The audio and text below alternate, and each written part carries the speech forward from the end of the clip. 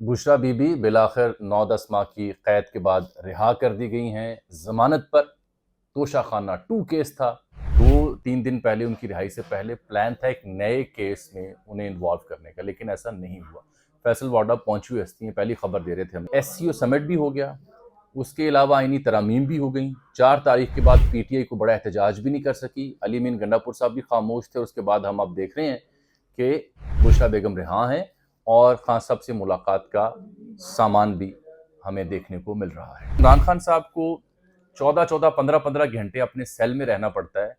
बिजली चली जाए तो अंधेरे में ही वो वहाँ मौजूद होते हैं। उन्होंने खान साहब कहा कि जो लोग मार नहीं खा सकते, फेस नहीं कर सकते, वो क्या लीड करेंगे इस क्राउड को जो आपके साथ बराह रास्त जुड़ा हुआ। और खान साहब ने कहा कि एहतजाज के लिए आप जो मैसेज हैं अवाम है उनको अंडर एस्टिमेट ना करें, दे आर रेडी। तो मुझे लगता है कि अगली रिहाई शाह महमूद कुरैशी साहब की हो सकती है। शाह महमूद कुरैशी साहब लीड कर सकते हैं पार्टी को, लेकिन बुशरा बेगम जो कि निस्बतन गैर सियासी रही हैं, उनका किरदार चाहते ना चाहते भी थोड़ा बहुत सियासी होगा। इमरान खान के तहफ़्फ़ुज़ की ज़मानत लेने की बात की है सदर जो बाइडन से, बड़ा अहम ख़त है। अमरीकी सिफारतखाने के जो लोग पाकिस्तान में हैं उनसे कहा गया है कि वो जाके जेल में इमरान खान साहब से मिले, उनकी खैर खबर दरियाफ्त करें।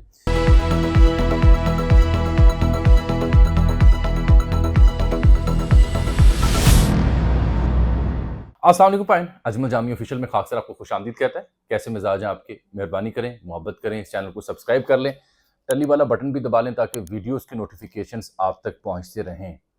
बुशरा बीबी बिलाखिर 9-10 माह की कैद के बाद रिहा कर दी गई हैं जमानत पर।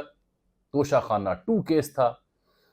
इमरान खान साहब से बिलाखिर उनके बुखला की मुलाकात हुई। फैसल चौधरी यानी फैसल फरीद, शोएब शाहीन और सलमान अकरम राजा, और सलमान अकरम राजा से 1-on-1 मुलाकात भी हुई। पैगाम क्या ये बाहर लाए हैं, खान साहब की हालत कैसी है, तबीयत कैसी है, क्या सख्ती हैं उनके ऊपर। मेरी एक वकील से गुफ्तगू हुई तफसीली, जो उनसे मिल के आए हैं, बड़ी तफसीली। और फिर मंसूर अली शाह साहब का ख़त है, प्रेम पत्र है चीफ जस्टिस के नाम, वो भी पढ़ के सुनाना है। अमरीकी कांग्रेसमैन का ख़त है बाइडन के नाम, वो भी आपको बताना है क्या कह रहे हैं इमरान खान साहब के हवाले से। तो जिस खबर को भी हाथ लगाएं उसका सिलसिला इमरान खान की जानिब जाता है, तो मैं क्या करूँ? फिर लोग कहते हैं कि इमरान खान की बात क्यों करता हूँ। लेकिन इससे पहले कि मैं डिटेल शेयर करूं कि क्या बुशरा बेगम किसी डील के तहत रिहा हुई हैं, रिहाई कैसी हुई और रिहाई से 1-2 दिन पहले प्लान क्या था एक नए मुकदमे का, मेरी गुजारिश ये है कि मेरी डॉक्टर जाकिर नाइक साहब से जो मुलाकात हुई, इंटरव्यू मैंने किया, उसमें मैंने बड़ा फ्रैंक सा अपना तासुर और अपनी ऑब्जर्वेशन पेश किए। इस वीडियो से नीचे जो वीडियो पड़ी है मेरे यूट्यूब चैनल पे अजमल जामी ऑफिशियल पे, वो जाकिर नाइक साहब के हवाले से है, जिसका टाइटल है कि डॉक्टर जाकिर नाइक से मुलाकात, दिल टूट गया। उनका या मेरा, ये आप देख के खुद अंदाज़ा लगा सकते हैं। चलिए जी, आ जाते हैं आज की कार्रवाई की जानिब। सबसे पहली बात मैं इमरान खान साहब की करूँगा। बुशरा बेगम तो होगी ना रिहा, वो बनी गाला गई कुछ अरसे के लिए, उसके बाद वो लाहौर निकल आई हैं। यहाँ शौकत खाना में उनका चेकअप होगा, कान में कुछ दर्द का मसला था, मेडिकल एग्जामिनेशन भी होगा और ज़मान पाक ठहरेंगी। 2-3 दिन पहले उनकी रिहाई से पहले प्लान था एक नए केस में उन्हें इन्वॉल्व करने का, लेकिन ऐसा नहीं हुआ। फैसल वाडा पहुंची हुई हस्ती हैं, पहली खबर दे रहे थे हमें। बहरहाल इमरान खान साहब से जो मुलाकात है ना आज वकला की, वो बड़ी अहमियत की हामिल है, बहुत अहम मुलाकात है। तो मैंने आपसे अर्ज़ की कि एक वकील जो उनसे मिले, आज सीनियर वकील हैं, उनसे तफसीली मेरी गुफ्तगू हुई, बहुत तफसीली। 2-4 बातें आप जहन में रखिएगा। मैं जानकारी पर मबनी बात करता हूँ और ढंग से बात करने का आदी हूँ, मसाला नहीं लगाता। गुजारिश ये है कि आप एक बात ये नोट कीजिए कि SCO समिट भी हो गया, उसके अलावा आईनी तरामीम भी हो गई। 4 तारीख के बाद PTI को बड़ा एहतजाज भी नहीं कर सकी। अली मीन गंडापुर साहब भी खामोश थे। उसके बाद हम अब देख रहे हैं कि बुशरा बेगम रिहा हैं और खान साहब से मुलाकात का सामान भी हमें देखने को मिल रहा है। तो जिन साहब से मेरी बात हुई जो मिल के आए, उन्होंने कहा जी खान साहब की दाढ़ी बढ़ी हुई है, शेव बढ़ी हुई है और सॉल्ट एंड पेपर लुक दे रही थी, यानी ग्रे एंड ब्लैक टाइप की, ग्रे ग्रे जो थोड़ा सा होता है colour, salt and paper type का, और वो लुक उनकी दाढ़ी दे रही थी। तो मैंने उन्हें कहा कि आप इसमें भी हैंडसम लग रहे हैं। तो अच्छा, उन्होंने कॉम्प्लीमेंट दिया। अब खान साहब एक पर्सनैलिटी हैं, ग्रेसफुल शख्स हैं, सारी उम्र उन्होंने फेम एंजॉय की है, उनके चाहने वाले उन्हें हर हाल में खूबसूरती उन्हें नज़र आएंगे। तो मेरा ख्याल है कि शायद उन्हें जेल में चूँकि सख्ती हुई हुई है, तो शायद शेविंग सामान नहीं मिल रहा, या फिर एहतजाजन या मिजाजन उन्होंने शेव बढ़ाई हुई है। फिर मुझे इल्म हुआ कि इमरान खान साहब को जेल में पिछले 3 हफ्तों से अखबार जो मिलता था अंग्रेजी का एक, वो भी नहीं मिल रहा। 2 अखबार मिलते थे और फिर उनका टीवी भी बंद है। PTV की नशरियात वहाँ आती थी वो भी बंद है। फिर मुझे उन्होंने बताया कि इमरान खान साहब को 14-14, 15-15 घंटे अपने सेल में रहना पड़ता है। बिजली चली जाए तो अंधेरे में ही वो वहाँ मौजूद होते हैं। ये जो वकील मिलके हैं, मैं उनकी रुदा सुना रहा हूँ, जो उनसे खुद बरह रास्त सुन के बात आ रहे हैं। तो मैं अपना तबसरा नहीं कर रहा। फिर उन्होंने कहा जी कि उन्हें तो 26वीं आईनी तरमीम का भी इल्म नहीं था कि ये पास हो गई है। बुशरा बेगम की रिहाई और बेल तक का भी उन्हें इल्म नहीं था। पीटीवी तक नहीं वहां आता और कोई घंटा डेढ़ उन्हें सेल से निकाला जाता है थोड़ी बहुत चहलकदमी एक्सरसाइज के लिए। जो बाकी इससे पहले मैनुअल था वो फॉलो नहीं हो रहा। तो ये कुछ सख्तियों को उन्होंने जिक्र किया और यही नहीं बल्कि अब उनकी कानूनी टीम जो है उसने रजू किया, पटिशन डालेंगे वो कि इमरान खान साहब का जो एग्जामिनेशन है मेडिकल वो हो, पिम्स के डॉक्टर्स को इन्वॉल्व किया जाएगा और साथ ये दरख्वास्त की गई है कि जी उनके जो ज़ाती मौलज डॉक्टर फैसल वो भी उसमें ऑन बोर्ड आए। ये चेकअप के लिए मेडिकल बोर्ड तश्कील देने का हुक्म दिया है। मियाँ गुल हसन औरंगजेब इस्लामाबाद हाई कोर्ट के जज हैं। पिम्स जो हॉस्पिटल इस्लामाबाद का, उसको कहा गया कि वो बोर्ड तश्कील दे, डॉक्टर फैसल को भी शामिल करे। और ये भी कहा जज साहब ने कि 72 साल उनकी उम्र है, साबिक वज़ीर आज़म है और अभी वो अंडर ट्रायल कैदी हैं, लिहाजा उनके जो हकूक़ हैं वो पूरे किए जाएँ। तो ये मामला भी वहाँ डिस्कस हुआ। असल खबर अब के पीटीआई के रहनुमाओं के बारे में उन्होंने क्या गुफ्तगू की अपनी पार्टी के हवाले से।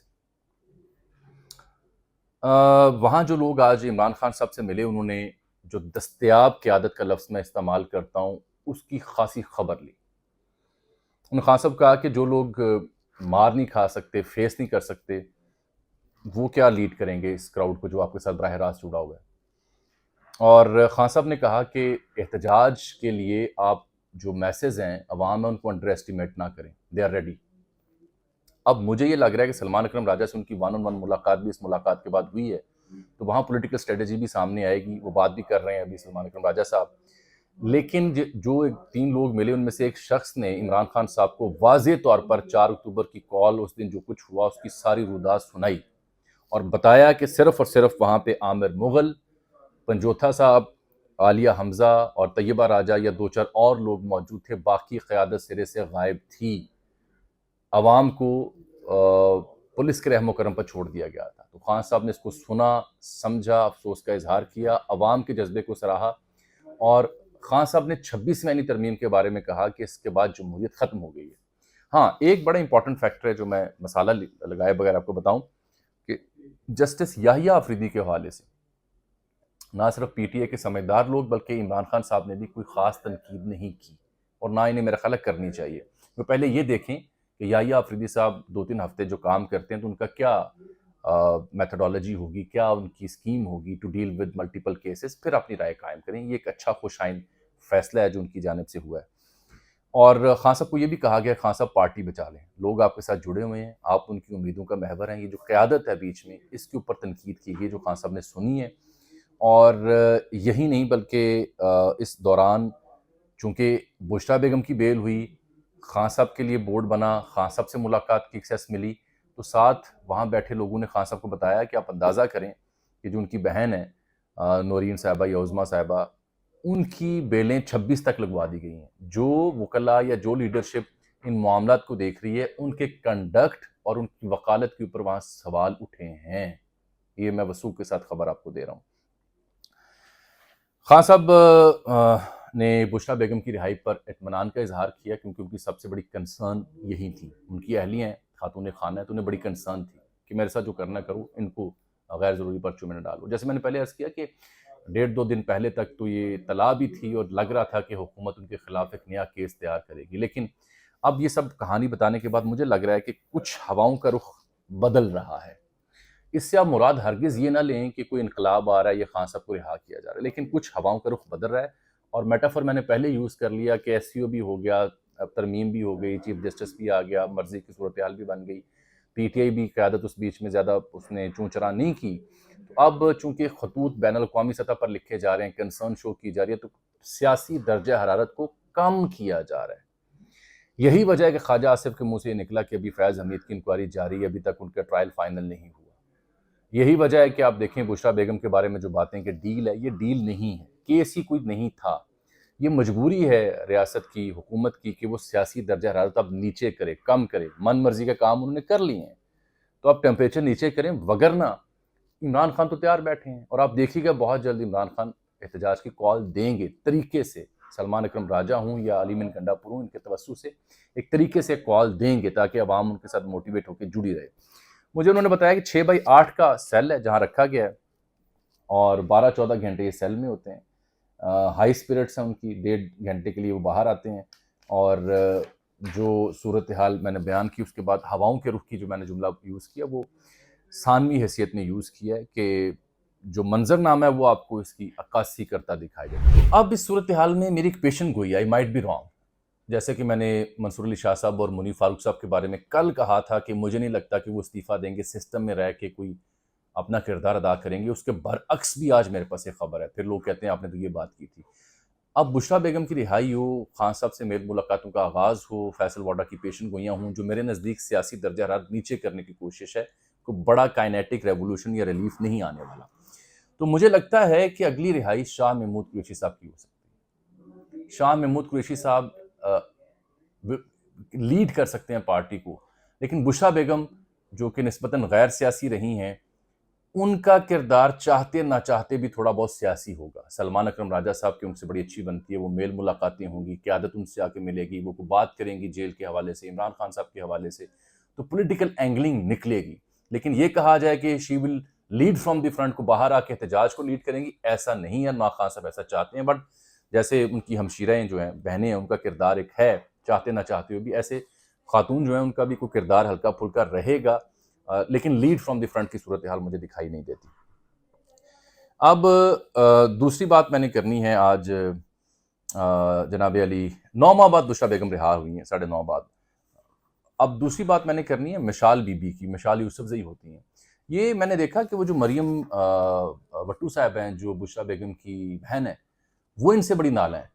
उन्होंने ट्वीट भी की है और उन्होंने मुझे बताया कि जी ये जो बीबी हैं ये अचानक क्यों पहुंची हैं वहाँ पे, इनके हवाले से हमें तहफ़्फ़ुज़ात हैं। तो ये रूबकार जब जारी हुई तो अहले खाना के पहुँचने से पहले, उनके अजीज़ व अक़ारिब से पहुँचने से पहले खुद चली गई कि वीआईपी गाड़ी है, वकील को माइनस किया, उन्हें लेके चली गई। उनकी हमदर्दाना तरीके से इन्होंने अपनी कोशिश की अपना इम्पैक्ट देने की। तो मरियम जो बीबी हैं, मरियम भट्टू, जो बुशरा बेगम की हमशीर हैं, उन्हें मिशाल यूसुफजई के आज के जो किरदार आगे बढ़ के जैसे वो नंबर टांग रही थी उनके बकौल, उस पे तहफ़्फ़ुज़ात हैं और वो चाहती हैं कि ये बीबी के हमरा ना हों। और उन्होंने डिटेल भी बयान की, खालिद यूसुफ चौधरी का ज़िक्र भी किया। लेकिन मेरी इत्तला ये है कि इस बारे में सलमान अकरम राजा साहब से बात होगी। मिशाल यूसुफजई दोबारा रिस्टोर हुई हैं, केपी सरकार में हैं, तो ये एक अजीब मामला मुझे दिखाई दिया है। मेरा ख़्याल है कि ये अहले खाना का फ़ैसला होना चाहिए कि वो किसके साथ कंफर्टेबल हैं। सियासतदानों को अपने नंबर ऐसे नहीं टांगने चाहिए सोशल मीडिया हाइप के लिए। 2 ख़त आखिर में, एक ख़त है जनाब जस्टिस, अच्छा हाँ, इससे पहले हम ज़रा अमरीकी अरकान का ख़त डिस्कस कर लें। ये 60 अरकान कांग्रेस हैं जिन्होंने बाइडेन को खत लिखा है, ये पहली बार ऐसा हुआ है। इससे पहले ईवान नुमाइंदगान की करारदाद थी जिसको करारदाद 901 करार दिया गया था, उसकी पैरवी, उसकी फॉलो अप में ये खत मुझे मालूम होता है जितना मैं अमरीकी सिस्टम को जानता हूँ। इसमें इन्होंने इमरान खान के तहफ़्फ़ुज़ की ज़मानत लेने की बात की है सदर जो बाइडेन से। बड़ा अहम खत है। अमरीकी सिफारतखाने के जो लोग पाकिस्तान में हैं उनसे कहा गया है कि वो जाके जेल में इमरान खान साहब से मिले, उनकी खैर खबर दरियाफ्त करें, इंसानी हकूक़ पर तवज्जो मरकूज़ की जाए पाकिस्तान में। पाकिस्तान की जो इंसानी हकूक़ की सूरत हाल है उस पर तशवीश का इजहार किया। एक नहीं बल्कि 60 कांग्रेसमैन हैं। ये ग्रेग कासर हैं जिन्होंने लिखा है ख़त, और साथ ब्रैड शर्मन भी हैं, कृष्णा मूर्ति, इल्हान उमर और दीगर कांग्रेसमैन और कांग्रेस वुमेन हैं जिनके दस्तखतों से ये ख़त जारी हुआ। जगह जगह ये छपा है। ये इसमें इन्होंने तहरीक जो क्रैकडाउन है पाकिस्तान में पॉलिटिकल, उसके ऊपर तहफ़्फ़ुज़ात का इजहार किया है। इंटरनेट पे जो बंदिश है उसके ऊपर तनकीद की है, जो सोशल मीडिया सैंक्शंस हैं उसके ऊपर तनकीद की है, पाकिस्तान में इंसानी हकूक़ की बिगड़ सूरत हाल पे बात की है। इट्स वेरी इंपॉर्टेंट, लेकिन इसमें एक फ्लॉ है जो लोग अमरीकी सिस्टम को समझते हैं। ये क्या बाइंडिंग है या नहीं? ये बाइंडिंग नहीं है प्रेसिडेंट ओबामा के या प्रेसिडेंट बाइडेन के लिए, लेकिन इसका एक इम्पैक्ट है, दुनिया भर में इसकी आवाज़ है, इसकी बात की जा रही है और यहाँ भी हो रही है। तो शायद ये दुनिया भर का जो प्रेशर है, दबाव है, उसको मैनेज करने के लिए कुछ रिलीफ का सामान पीटीआई के लिए पैदा किया जा रहा है, जो अभी तक के वाक़यात मैंने आपसे डिस्कस किए हैं। दूसरा ख़त है जनाब अली, जनाब जस्टिस मंसूर अली शाह साहब का। मैं उसे कहता हूँ प्रेम पत्र है। ये 23 अक्टूबर को उन्होंने लिखा है, वो उम्रे पे जा चुके हैं। एक रिटायर्ड जैसा हैं, चीफ जस्टिस, जो बड़े चंद दिनों के लिए रहे, जुल्फ़ों के लिए मशहूर हैं, अदीब हैं, मुसन्नफ़ हैं, मौर्रख़ हैं, उनका मशवरा है मंसूर अली शाह साहब को और मुनीब साहब को कि अभी आप मुस्ताफ़ी ना हों, वगरना कुछ लोगों का ख्याल है कि इस्तीफ़े उनके पास थे, तैयार थे। और कल तक मेरी खबर भी ये थी कि वो सिस्टम में रहना चाहते हैं, क्योंकि उनके इंतहाई क्लोज एड ने मुझे ये मालूमात दी कि नहीं, वो रिज़ाइन नहीं करेंगे। तो अब उन्होंने अब उम्रे पे चले गए, नवंबर में वापस आएंगे। इसका मतलब है जो रेफरेंस हो रहा है फुल कोर्ट वगैरह उसमें शरीक नहीं होंगे। उन्होंने ये खत जो लिखा है, उनके जो तरमीमी ऑर्डिनेंस जो आया, जो कमेटी बनाता है सुप्रीम कोर्ट की, जो फिर आगे बेंच तयनात करते हैं, पहले 3 होती थी, अब उन्होंने तरमीमी ऑर्डिनेंस के ज़रिए इसका तरीका बदला है। तो खत में लिखा है मंसूर साहब ने कि तरमीमी ऑर्डिनेंस पर फुल कोर्ट बैठने तक खुसूसी बेंच का हिस्सा नहीं बनूंगा। ये बड़ा वाज़ेह उनका स्टैंड है। फिर उन्होंने थॉमस मोरे का कॉल जो है वो रकम किया है, जो कि 16वीं सदी में बरतानिया के मारूफ जज गुजरे हैं, मुनसफ गुजरे हैं, जिन्होंने हलफ लेने से भी इनकार किया था और बादशाह के कोई निकाह वकाह शादी वादी मामला पे भी ऊपर बात करने से इनकार की थी जब उनसे कोई इकरार मांगा गया था। उन्होंने लिखा है कि जब सियासतदान अपने अवामी फ़राइज़ की खातिर अपने ज़ाती ज़मीर को तर्क कर देते हैं, तो वो अपने मुल्क की तबाही की जानिब मुख्तसर रास्ते पर रहनुमाई करते हैं। फिर आप तबाही की जानिब चले जाते हैं। फिर उन्होंने कहा, इक़्तिदार में रहते हुए भूल जाते हैं कि इस मुल्क के लोग हमारे अमाल को देख रहे हैं, तारीख़ कभी मुआफ़ नहीं करेगी। ये उन्होंने चीफ जस्टिस के नाम ख़त लिखा है, जिसमें तहफ़्फ़ुज़ात का इज़हार किया और अपनी इंटेंट बताई है। खबर इस हवाले से जो कल थी, उसका फ़ॉलो-अप ये था कि आज वो उम्रे पर तो चले गए, वापसी पर उन्होंने एक मैसेज उन्होंने किया जो मेरे तक भी पहुंचा किसी ज़रिए से, कि वापसी पर डिसीजन करेंगे उम्रे के बाद कि क्या मुस्ताफ़ी होना है या सिस्टम का हिस्सा रहना है। मेरी तरफ से आज के लिए इतना ही। बुशरा बेगम पहुंच जाएंगी यहाँ लाहौर में, अभी तक उन्हें KPK की सिक्योरिटी दस्तयाब है और चीफ जस्टिस के हवाले से PTI नर्म रवैया रख रही है। साथ एहतजाज की फ़ाइनल कॉल इमरान खान साहब ने देनी ही देनी है। डॉक्टर जाकिर नाइक का इंटरव्यू मेरी वीडियो में दूसरे नंबर पर पड़ा है, वो ज़रूर देखिएगा। अल्लाह हाफ़िज़।